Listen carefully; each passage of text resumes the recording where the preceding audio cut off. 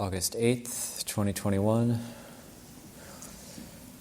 One fortnight into the Vasa period, the new moon. This is the new moon lunar observance, also known as the Uposatha day. So, one of the bhikkhus who's on his 2-week solitary retreat currently is halfway through, chanted the Patimokkha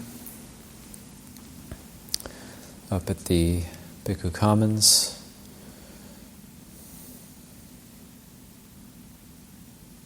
And it's fire season. There's been some haze, a bit of smoke drifting in and out, not too much.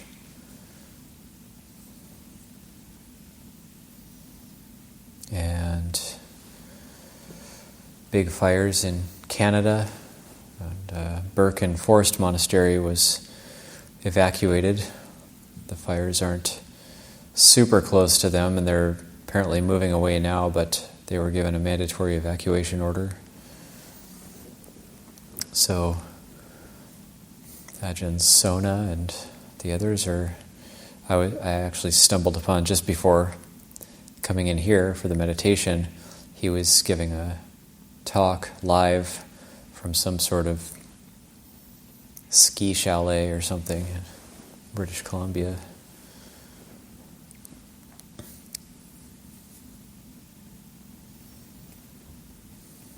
He didn't seem too fazed by it.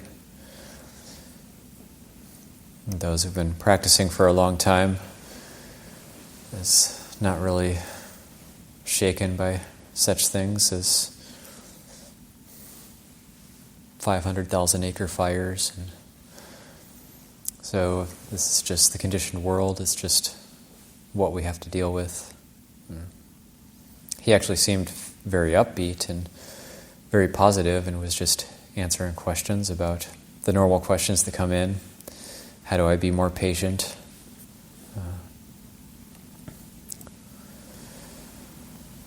He's talking about patient endurance and just how to be with, that ability to be with whatever is arising without hoping that it's going to end, being with the unpleasant.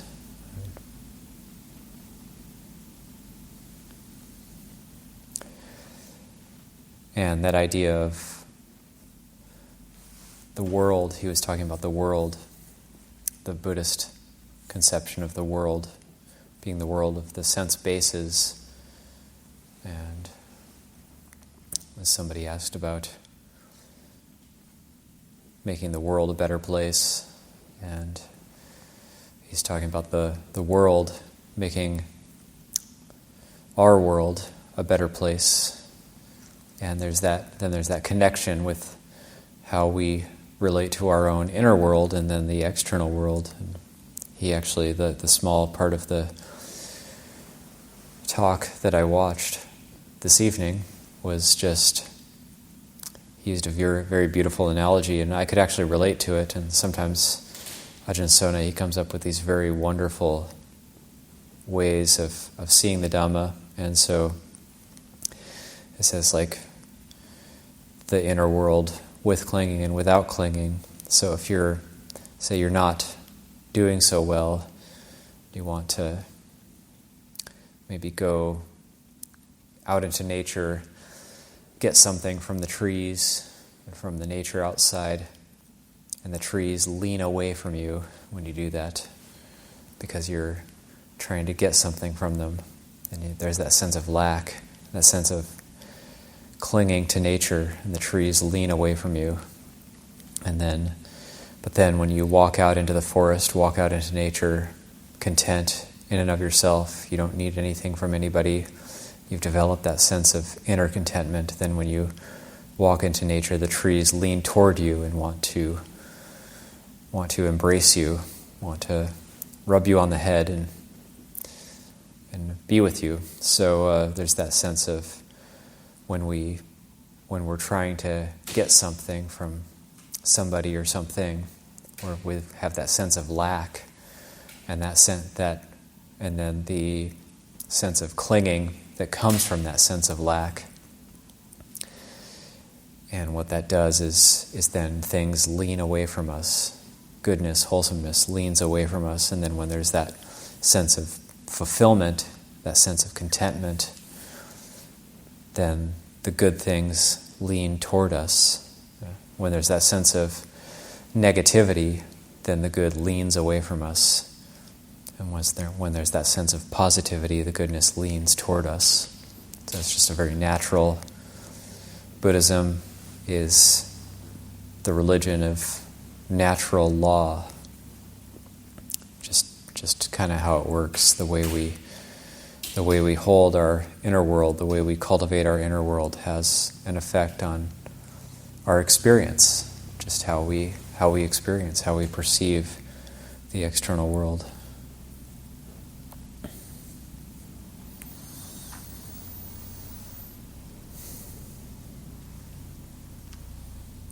So the pure heart, that's what I've been thinking about lately too, pure heart. This picture of Luang Por Chah that's behind me, for a while I've wanted to have a more permanent picture of Luang Por Chah in this Dhamma hall here. It's always good to be reminded of Luang Por Chah. And when I see Luang Por Chah, or when I think about Luang Por Chah, that even though I never met him personally, and we're the disciples of the disciples. So there's, in Thai, you have this word Luk Sit. Luk is like the child. So Luk Sit is like the child of the Ajahn. So all of us here, we're not Luk Sit, we're actually Lan Sit. And Lan Sit is the grandchild. So we're like the grandchildren of Luang Por Chah. And he's like our grandfather that we never knew. And whereas like Ajahn Pasano is the Luk Sit, he's the child of Luang Por Chah. And we're the Lan Sit. A lot of times in the beginning of a Thai Dhamma talk, where there's a lot of people, the Ajahn will start by saying, Luk Sit, Lan Sit. So I address the disciples and the grand disciples, or the children and the grandchildren. So even though I never personally came into contact with Luang Por Chah, I didn't have that much good fortune. Still, when I think of Luang Por Chah, or when I was looking at this particular image of him the other day that's behind me, I was just thinking pure heart, the pure heart. When I think of Luang Por Chah, I think of the pure heart. And pure in terms of purity, in terms of purification, but also in terms of pure as total heart, complete heart, putting the heart completely into the practice, putting the heart completely into the path. And that sense of going completely for the path. And not everyone who ordains does this in their ordained life. Some bhikkhus will remain bhikkhus their whole life, but they won't do what Luang Por Chah did.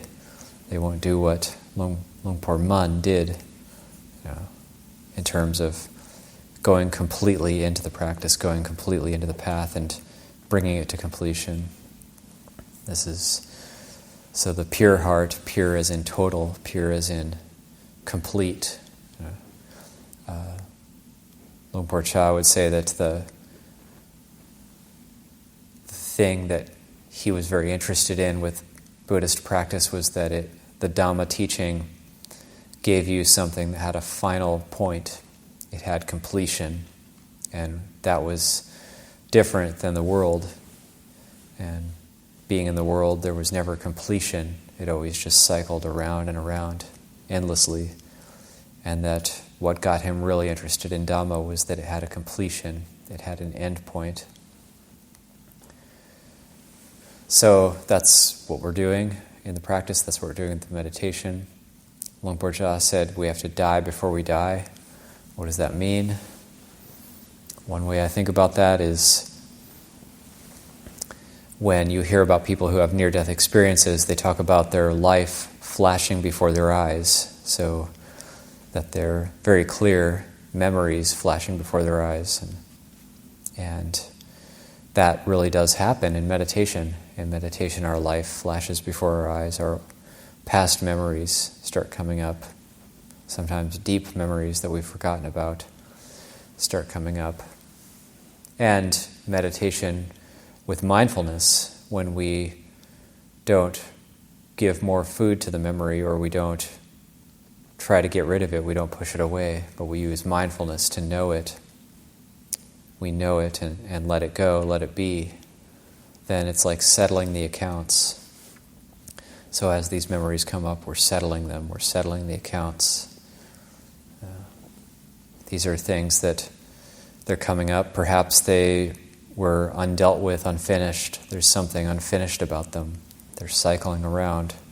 It's the world. The world is arising and it's cycling around in the mind. So how does it get finished? Where's the end point? This is one way, I think, to consider that teaching of die before you die. Actually die to the past, die to the memories, or allow them to die, allow them to pass away. Or it's like the teaching I really like of Mechi Gao, the great Arhat Mechi, disciple of Lungta Mahabua. And she said we have rituals, all of us have rituals that we do. So even if we aren't into chanting and bowing, even if we aren't into chanting and bowing and those types of rituals, we all have personal rituals that we're attached to and that we do. And most people will have a ritual getting up in the morning and then rebuilding our world. And as we get up in the morning, and then she uses this phrase, fanning the smoldering embers of our life. We get up in the morning and there's some embers, they're almost out. But we get up and we blow on them, we fan them, and we fan the smoldering embers of our life. We revive the old hurts that happened the day before, the month before, the year before, decade before. We revive the grudges, we revive the ideas, the dreams, the cravings. We revive all those things. We get up in the morning and we build our world. And it's like a ritual. So for most of us, that's the true morning puja that we're doing. We're actually we're fanning the smoldering embers of our life. So with mindfulness, die before you die, it's letting them go out, letting them cool, letting them nibbana. That means to cool down, letting those embers just go out. But we're very attached to them, so that's the problem. We're very attached to them. Who will we be? What will we be without all that stuff, all that baggage? If I drop all of my baggage, who am I? What do I have? I won't have anything. So there can be a fear there, a holding back. That's why it's good to relate to the practice with a sense of adventure, a sense of wonder. What if? What if I dropped my baggage? What if I let the embers go out? What if I call into question the inner world that I've constructed my whole life? What if I do that? And then that courage, the saddha, the faith, but saddha isn't just faith, but it's a confidence, the confidence in the Buddha's teaching, where the Buddha says, do that, the result's going to be good. Go for the path, go for the sila samadhi panya, and don't hold back with the sila, with the precepts. Being careful with our precepts, being careful with our conduct, body, speech. And then that leads into good conduct of mind, but we can't control the mind. The mind is anatta, or we just have very little control. Perception, like we chanted the Anatta Lakkhana Sutta in English. If perception was self, perception would obey my commands. I could say, may my perception be thus, may my perception not be thus. But because perception is not self, then I'm not able to say, may my perception be thus, may my perception not be thus. So there's these built-up perceptions, they're conditioned. We think we are free to have the views and opinions that we have, but they're actually conditioned. We're not actually free to have a different view and opinion than that. It's conditioned. This is the world. This is the world. This is the edifice of perceptions that has been built around ourselves. Our self-constructed box that we live in. Our self-constructed house. So the Buddha said, house builder, like house builder you've been seen. So with the realization of the Dhamma, according to the way the Buddha talks about it, the way the Kruba Ajahns talk about it, there's this famous talk of Longda Mahabua, shedding tears in amazement of the Dhamma, where he's talking about just everything just collapsed. When you see the Dhamma, it just collapses. That whole self-constructed house just collapses, and there's just total freedom. Total freedom. The awareness is totally unbound. And you can't really describe that. So there's a profound sense of wonder and amazement at the freedom of it, but also at the ordinariness of it. So it's good to listen to teachings like that and study teachings like that and think about it. What would that be like?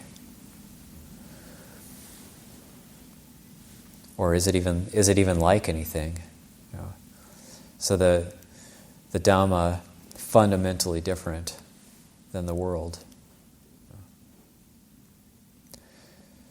That's how we learn how to sustain ourselves long term as practitioners, and more specifically as monastics, but also this applies to all practitioners. This is how we sustain ourselves. This is what gets us through the years, is that intense interest in Dhamma. Really, everything else is just the world. So that interest in Dhamma, everything we do in the monastery, all the cleaning, all the chores, all the looking after the facilities so that more people can come and practice Dhamma, it's all for Dhamma. It's not just to be able to distract ourselves with an activity or to build something just because we want to build something. It's for the Dhamma, and it's for Nibbana as well. So we say, Nibbana paccaya hotu, may it be a cause for Nibbana. Every time we bow, may it be a cause for Nibbana. Bow well, meditate well, chant well. Don't be afraid to do these things well. Hold your hands in Anjali well. Sit well. Sit straight, but not overly straight, not rigidly and artificially straight, but balanced. Sit in a balanced way. Bow in a balanced way. Make it samma, make it balanced, make it in tune.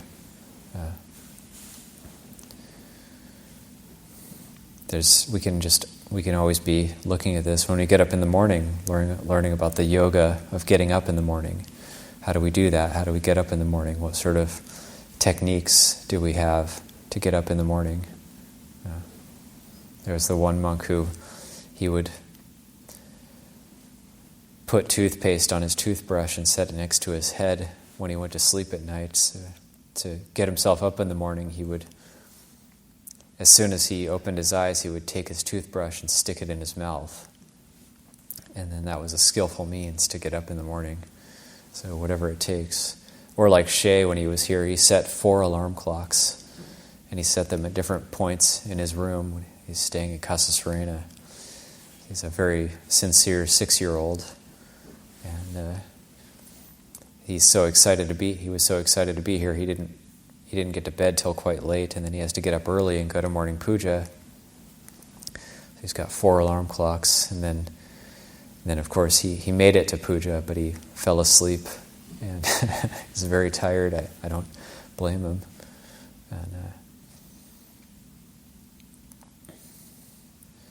But that kind of sincerity and interest is so important. How do we practice? We try to practice. We try to make it work. The monks who were practicing with Lungpo Cha, and Lungpo Cha had that total heart, total devotion to the practice, and really nobody could keep up with him. He was in a league of his own. Nobody could do what he did, except his contemporaries, Lungta Mahabua, and the other great monks that we hear about. But in terms of the students of Lungpo Cha, we read about before Wat Pah Pong was established, they had this grueling Vasa retreat where they were living in a cave monastery, and it was the first time Lungpo Cha ever taught. It was his kind of debut as a teacher, and he said, "Okay, yep, Wanpra every night." So we're sitting up every night for the whole Vasa. So so he had maybe 10 or 12 monks with him, and then you would go. They'd be up all night. There'd be an alms round in the morning, and then you could rest after the meal. So the rest period was after the meal, and you could rest for maybe 3 or 4 hours, possibly a little bit more. And then there would be a bell would ring, and then you'd have sweeping and bathing, washing up. I think you had communal bathing in those days. So you just have a big water trough, and the monks would bathe communally. And then practice. And Ajahn Chah, I think he was probably 15 or 16 vasas at the time. He'd give a Dhamma talk, and then the practice would commence for the evening. And Ajahn Chah himself, of course, he's practicing harder than anybody else. He's the one who wasn't resting that much after alms round, and he was just totally, we can't even imagine that level. But the monks did it, and then the monks who were there at that time, they would talk about it later, and they'd say, yeah, it was really difficult, but we were there, and we were choosing to be there, and we had to make it work. And there was ways to make it work. So even practice that difficult, there was ways to make it work. And of course there was an immense faith and inspiration by just Ajahn Chah's presence at that time. And they made it work.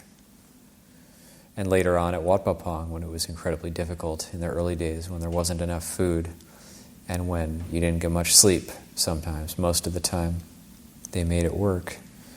Ajahn Ñāṇiko, a senior Ajahn Chah disciple who's passed away now, he said, yeah, we made it work when Ajahn Chah was giving a 6-hour Dhamma talk on the Wanpra, and he wouldn't let you get up, but you didn't need to. You didn't need to get up to urinate because you sweat out all of your water, and it was during the hot season. And at that time, it was the old sala. They have a new sala now that, it's not that new now. It's an old sala now, but the old sala was very austere. So the newer sala at Wat Pah Pong has tile roofs and granite floors, and is quite well ventilated, quite spacious. The old one was a uneven concrete floor with a tin roof. And so Ajahn Chah and then at Wat Pah Pong, having group sits after the meal with the sun beating down, so sitting under a hot tin roof after the meal for 1 hour, 2 hours, 3 hours. Patient endurance.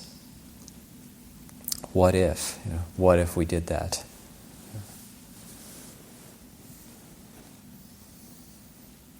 And not only did they make it work, but this was very good for the practice, actually, that kind of practice. Of course, that cave monastery retreat, that first Vasa, Ajahn Chah later said it was too much, it was too strict, and it actually wasn't as beneficial as it could be.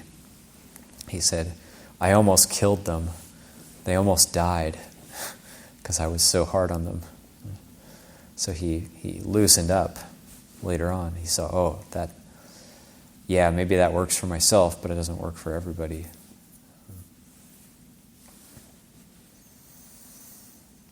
But just that ability to question things, what if I did that? What would happen? Rather than, no, I don't want to overdo it.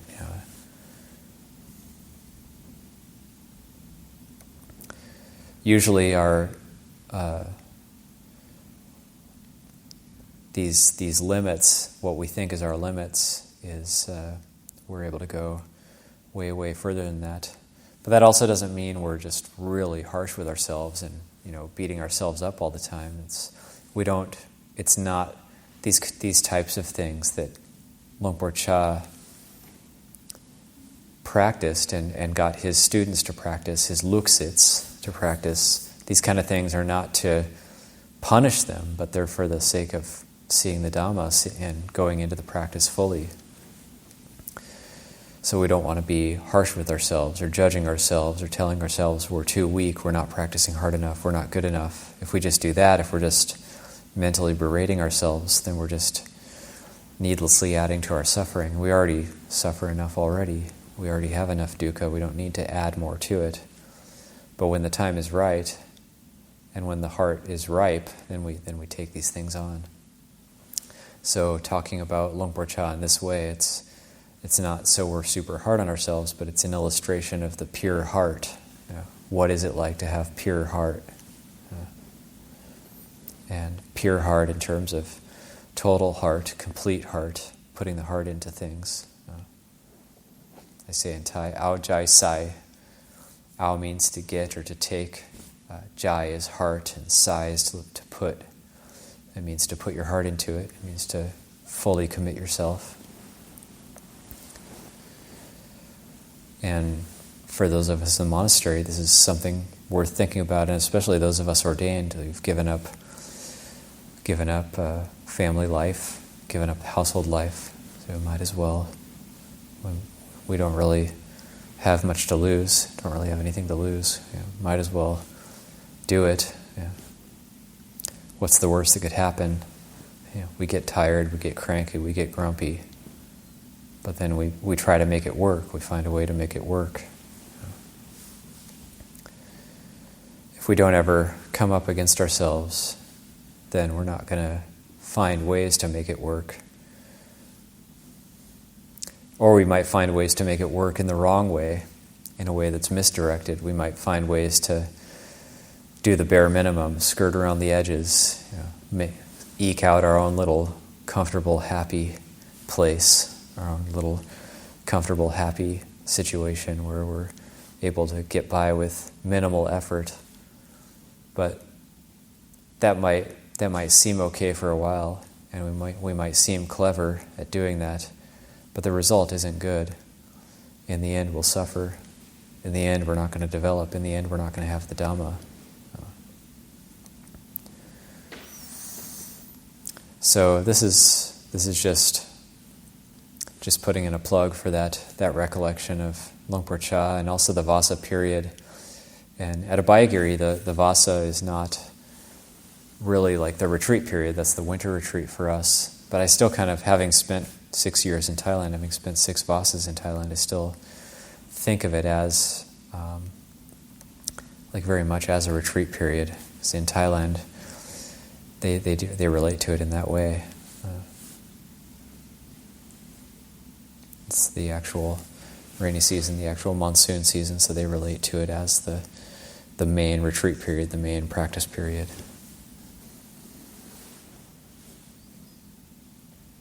So when we recollect teachers like Luang Por Chah, there's a certain perception that gives rise to it. There's a certain feeling, and it's kind of hard to describe. It's kind of the feeling I got when I first read Luang Por Chah. It's like, okay, there's something there. There's essence. There's substance. It's not just empty and vacant. There's substance there. There's something there. Don't quite know what it is, but it's good. It feels good. It's nourishing for the heart.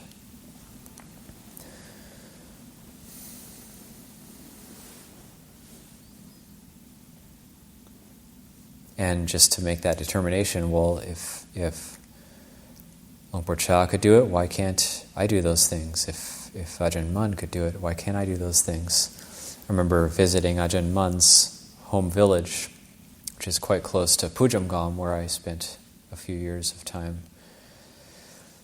And it's now it's a bigger city. It's called Si Muang Mai. It's kind of a new city, but in the late 1800s, when Ajahn Mun was growing up, I think he was born in 1880 or something.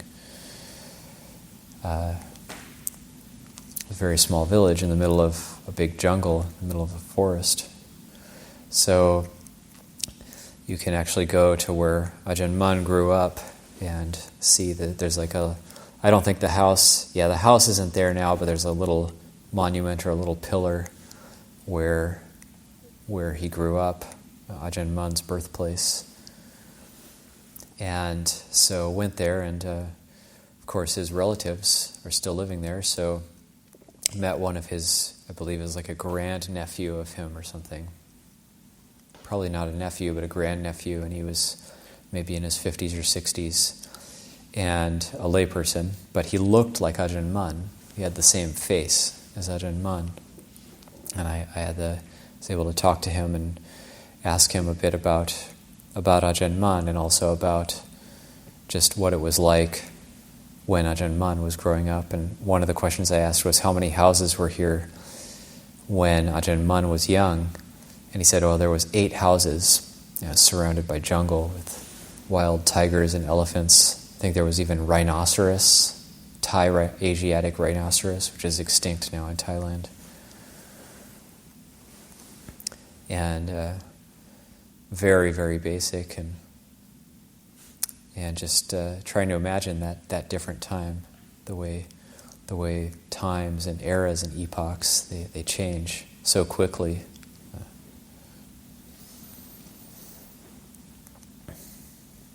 And then there's a monastery near there where Ajahn Mun practiced with Ajahn Sao, where they practiced together before they had reached the fruits of their practice.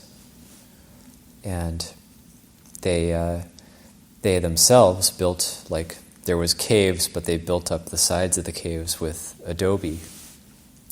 And so you can go to this monastery, and there's the Ajahn Sao cave and the Ajahn Mun cave. And you go to the Ajahn Sao cave, and Ajahn Sao apparently built it himself. He stacked up the adobe and closed in the cave a little bit more so he could have a good place to sit, out of the sun, out of the elements. And when the adobe was still wet, or this is what the monks there told me anyway, I can't verify that it's true or not, but there's a big tiger paw print in the side of the adobe near the entrance of the cave, and it looks real, it looks legit. It doesn't look like somebody just carved it in there. And they said it was when Ajahn Mun had just finished his adobe cave and was doing his first sit in it. The adobe was still soft, and a tiger came up and stood on its rear legs and stretched out and put its paws in the wet adobe and imprinted its paw in the adobe. That's quite big, bigger than my hand. So just recollecting the practice of that they were real people, that they really practiced. And it's hard to encompass that when you read a biography. When you read the biography of Ajahn Mun or Ajahn Chah, it's hard to encompass a life like that into a book and really fathom it or really get a feeling for it. But when you actually visit the places these people practiced, it's different. You can imagine them sitting in there and day after day, night after night, practicing. And they practiced together in this place for a period of time.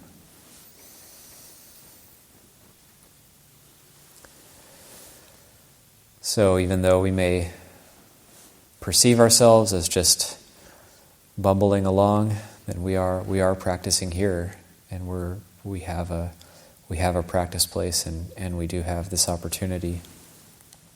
So good to make use of it and good to delight in it as well. Take joy that we have this opportunity.